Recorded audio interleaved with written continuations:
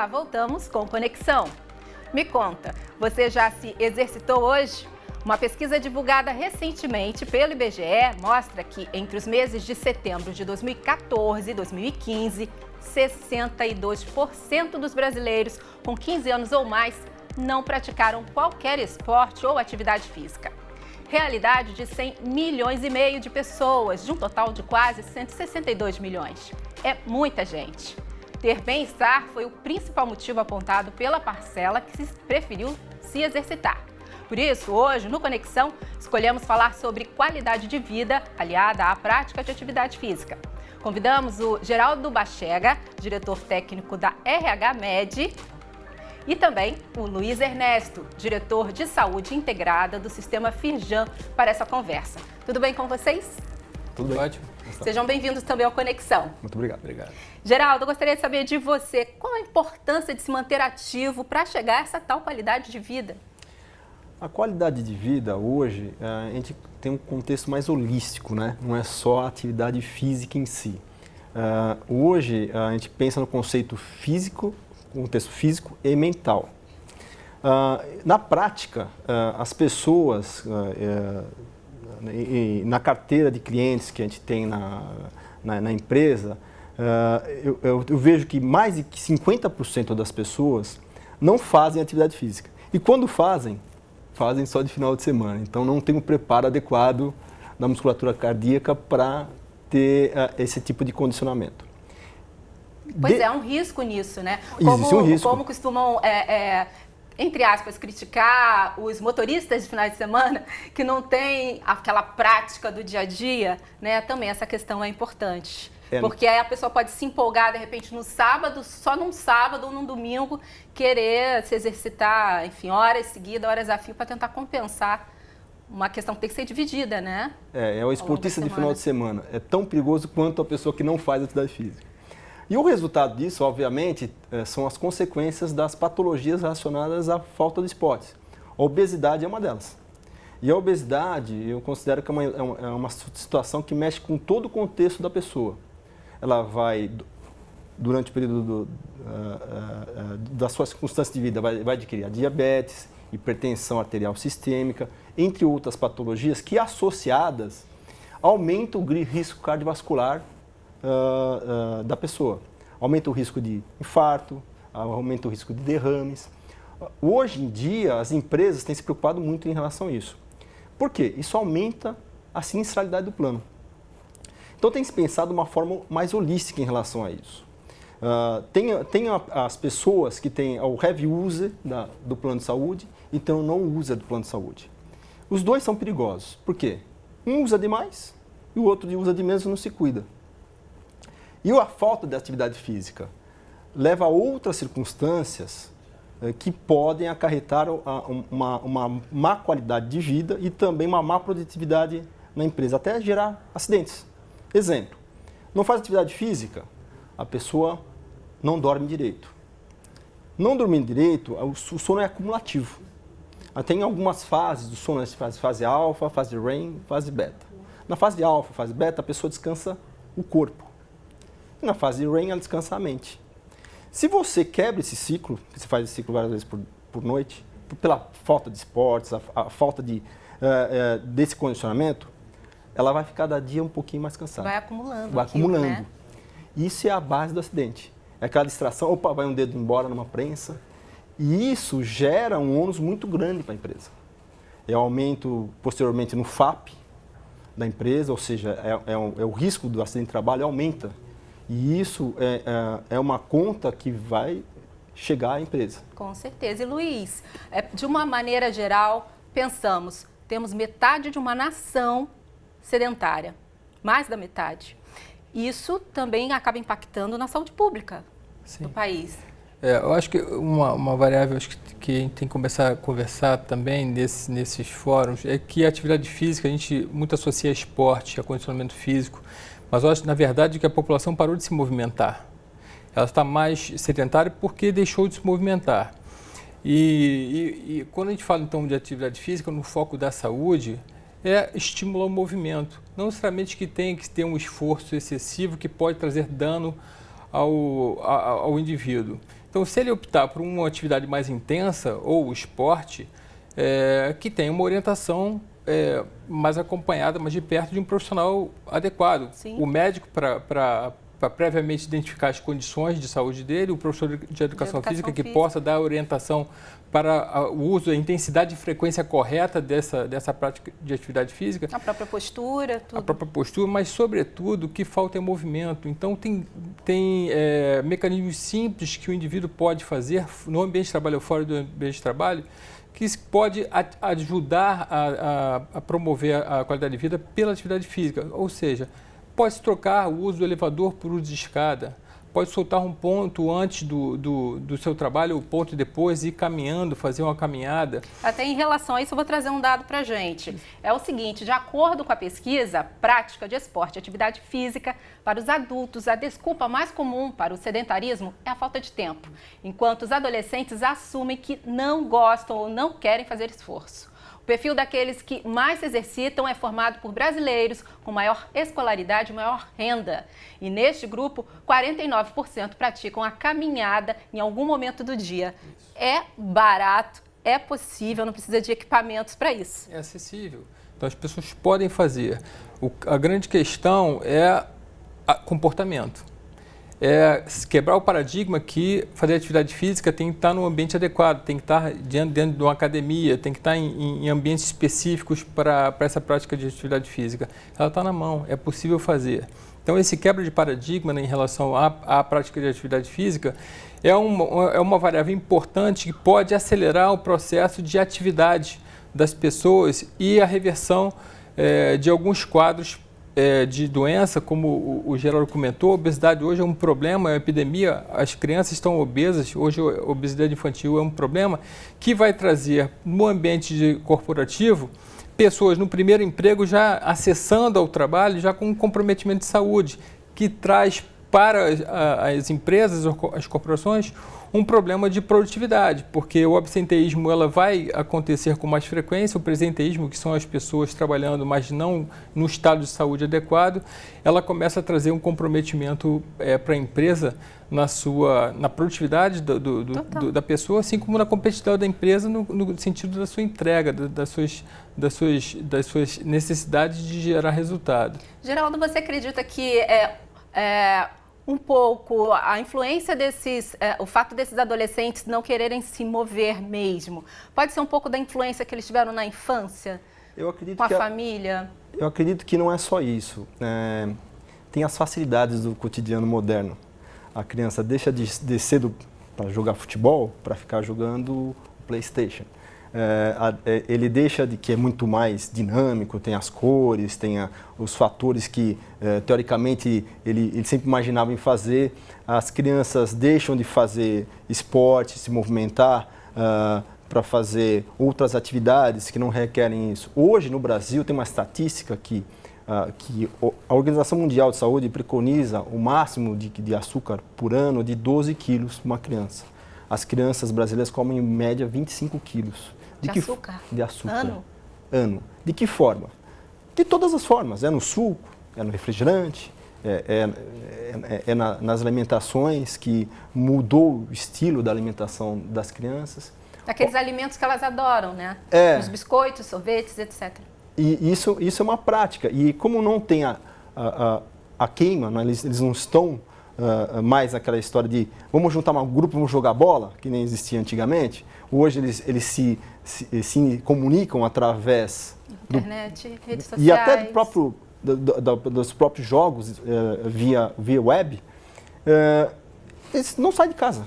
É quem o Luiz falou, não só as crianças, como as pessoas em si deixaram de fazer atividades. Geralmente, o que acontece? Sempre me perguntam, doutor, qual é a melhor atividade física? Eu falei, o que você gosta de fazer? Eu gosto de dançar. Então, sua melhor atividade física é dançar. Entendeu? Se você não gosta de academia, você não pode ir na academia. Você vai desistir em pouco tempo. Não gosto de bicicleta.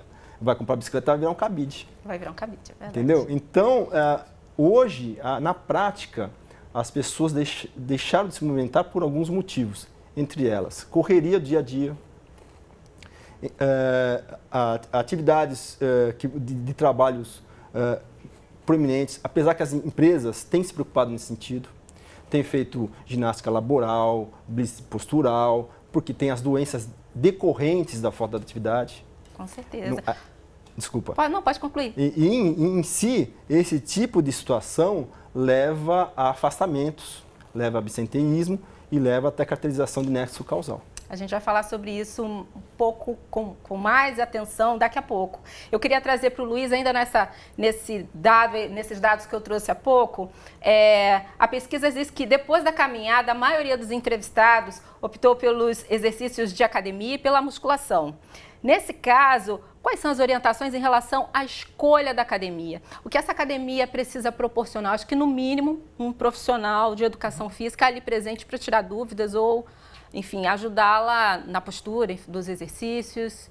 Quais cuidados devemos ter? Sem dúvida, a procura pelo profissional de educação física é fundamental porque ele tem a competência e tem a habilitação para dar as orientações adequadas.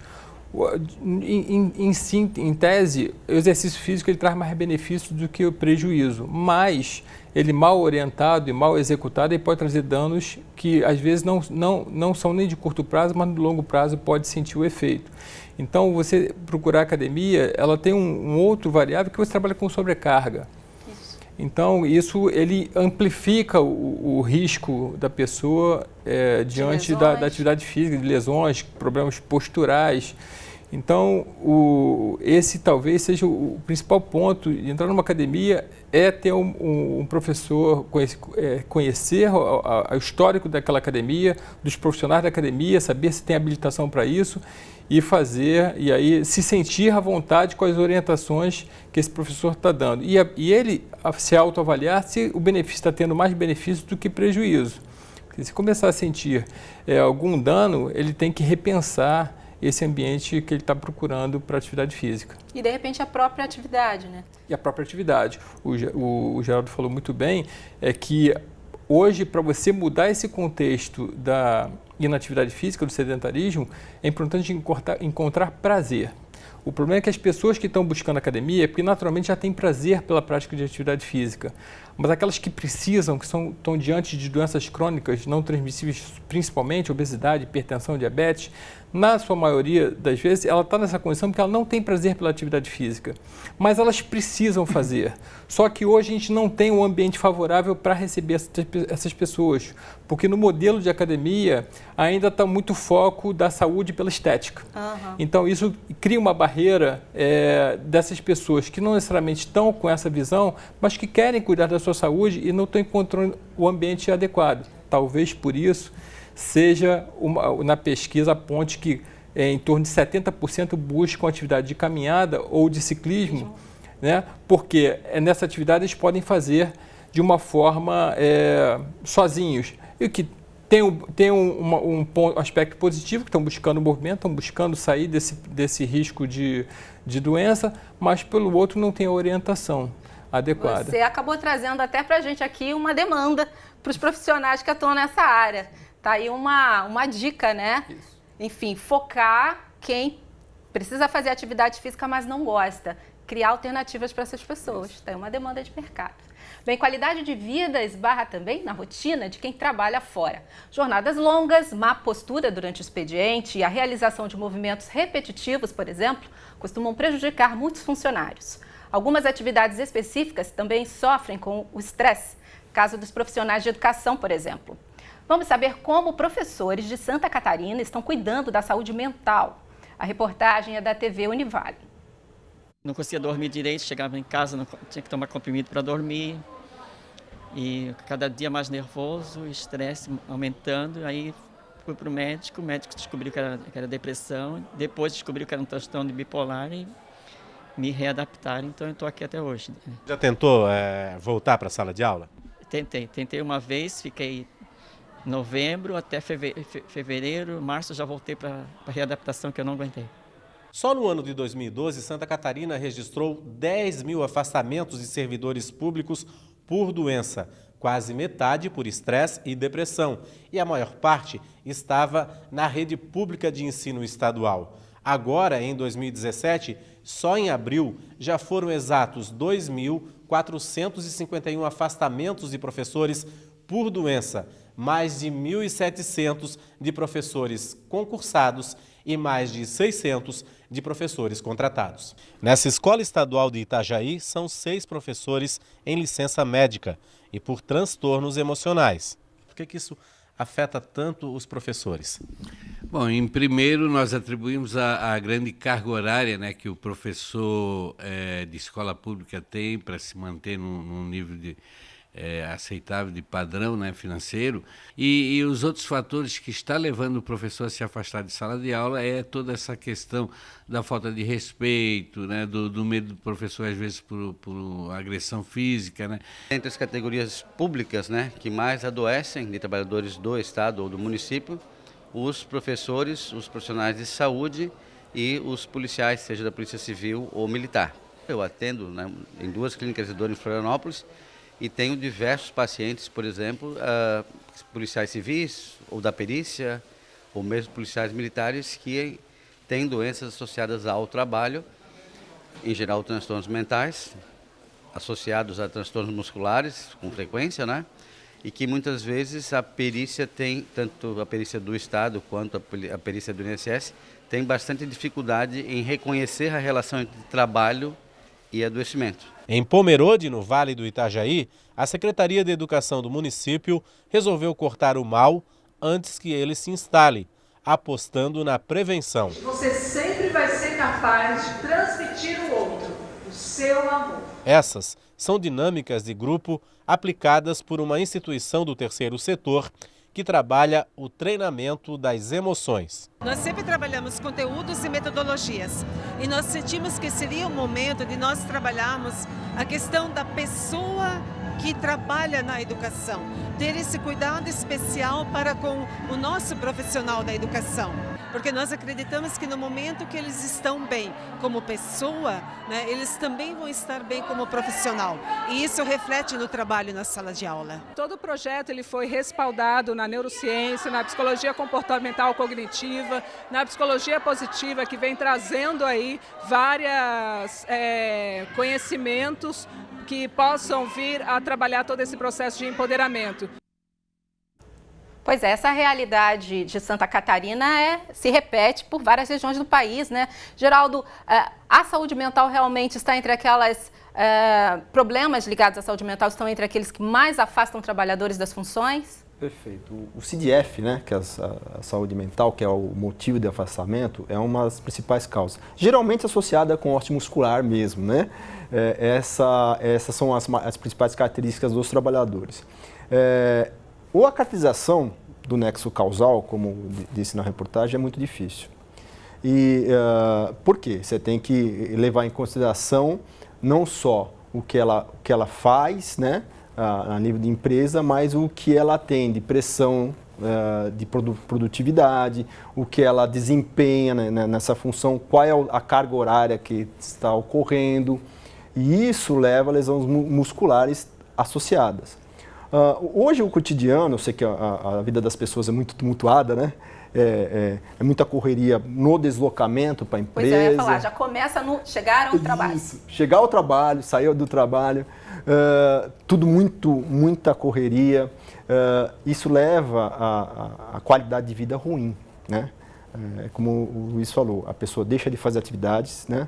Às vezes levando em consideração que não tem o tempo realmente, e não fazendo atividade, ela está estressada, não tem liberação de endorfinas na atividade física, a sensação de bem-estar, e associado a ter que ter a produtividade que a empresa precisa. A pressão. A pressão. A gente faz estatísticas das pessoas que a gente chama para tentar resgatar essas situações das empresas. Tem até um produto chamado PPS, Programa de Prevenção de Saúde. Nesse Programa de Prevenção de Saúde, a gente tenta identificar as pessoas que têm os agravos de saúde associado a esse tipo de situação que pode ser o futuro afastamento, o futuro sinistro. E que eu tenho visto na prática, como o Luiz falou, as pessoas que querem fazer o acompanhamento são as pessoas que já fazem atividade física.